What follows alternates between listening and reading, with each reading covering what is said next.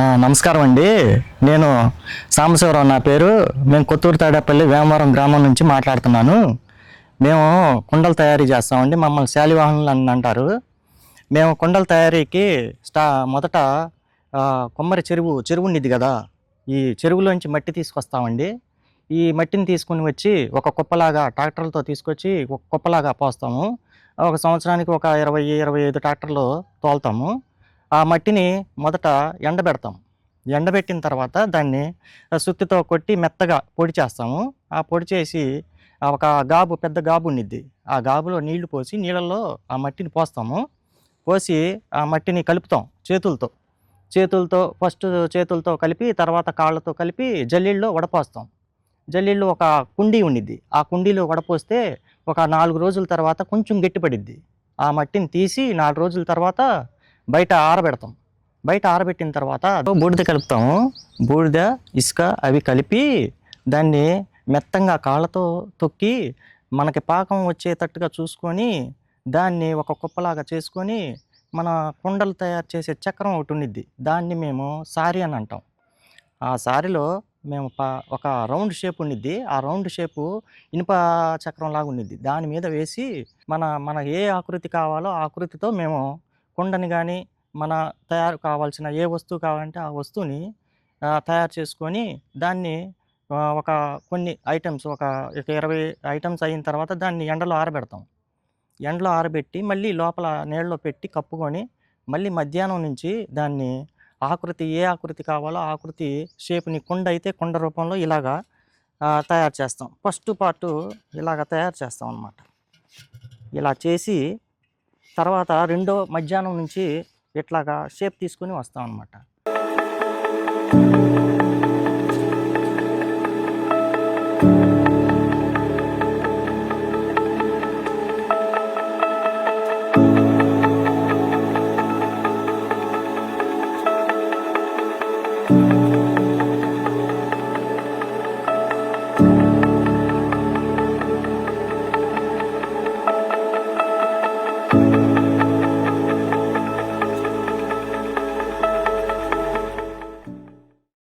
అయితే ఇప్పుడు ఫ్యాన్సీగా తయారైంది కానీ పూర్వం నుంచి ఈ పని అనేది మా పెద్దలు పూర్వీకులు మొత్తం ఈ వృత్తి మీదే ఆధారపడి జీవనం సాగిస్తూ ఉన్నారు. కానీ ఇప్పుడు ఉన్న పరిస్థితుల్లో ఇది ఫ్యాన్సీగా తయారయ్యి కొన్ని ఏరియాల్లో ఫ్యాన్సీగా ఇది చేస్తున్నారు. ఇంకా ఫ్యూచర్లో మేబీ ఒక 10-15 ఇయర్స్ తర్వాత మేబీ 40 మెంబర్స్ కూడా ఉండరేమో చేసేవాళ్ళు.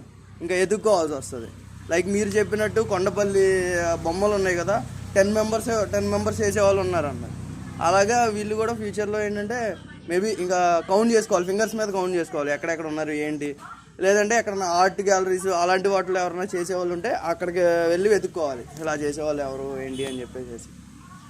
ఇప్పుడు ఏం చేస్తున్నారంటే ఈ కళ అంతరించిపోతుందని కాలేజీల్లో, స్కూళ్ళల్లో ఈ కళను చూపించాలని విద్యార్థులకి, పిల్లలకి, రేపటి తరానికి చూపించాలని మన ఉపాధ్యాయులు కానీ, కొంతమంది ఇన్స్టిట్యూట్ వాళ్ళు కానీ వాళ్ళు ఏం చేస్తున్నారంటే అంతరించిపోకుండా ఈ కళని మాలాంటి వాళ్ళని తీసుకొని వెళ్ళి ట్రైనింగ్ లాగా చూపిస్తున్నారు.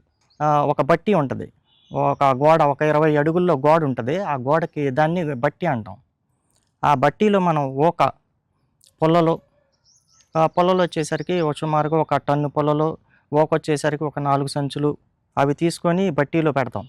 పెట్టి ఇవి వరుసగా పేరుస్తాం.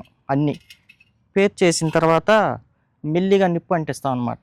దానికి పైన పేర్చేసిన తర్వాత పైన ఫైబర్ షీట్లు లాగా ఉంటాయి అన్నమాట. ఆ ఫైబర్ షీట్లు ఒక్కొక్కటిగా ఒక 4 రీల్స్ పైన వేసి కప్పేస్తాం మొత్తం.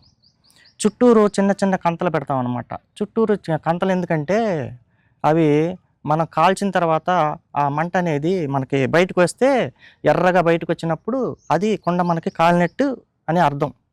అలా కాల్చి అది అట్లా కాలవటానికి సుమారుగా ఒక 4 గంటలు టైం పడుతుంది.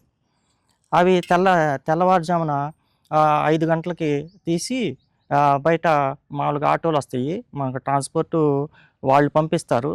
కుండల దుకాణదారులు మనకి పంపిస్తే వాటిల్లో మనం పేర్చి అన్నిటిని ఐటమ్స్ అన్నిటిని పేర్చి వాళ్ళకి పంపిస్తాం అన్నమాట. ఇది ప్రాసెస్ జరిగేది. మేము ప్రాచీన కాలం నుంచి ఈ కుమ్మరి చక్రం సారీ అని అంటాం కదా, ఆ చక్రం మీదే మేము తయారు చేస్తూ ఉన్నాం కదా. అయితే దానికి కంటే కూడా కొంచెం మాకు లేటెస్ట్గా గవర్నమెంట్ కొన్ని పథకాలు కానీ, లేదంటే చక్రాలు అంటే కరెంటుతో మనం చక్రం తిప్పుకోకుండా కరెంటుతో ఉండేటట్టుగా అటువంటి చక్రాలు ఆర్థిక సహాయం చేస్తే మాకు మేము మెరుగుపడతా ఉంటామని మా ఆలోచన.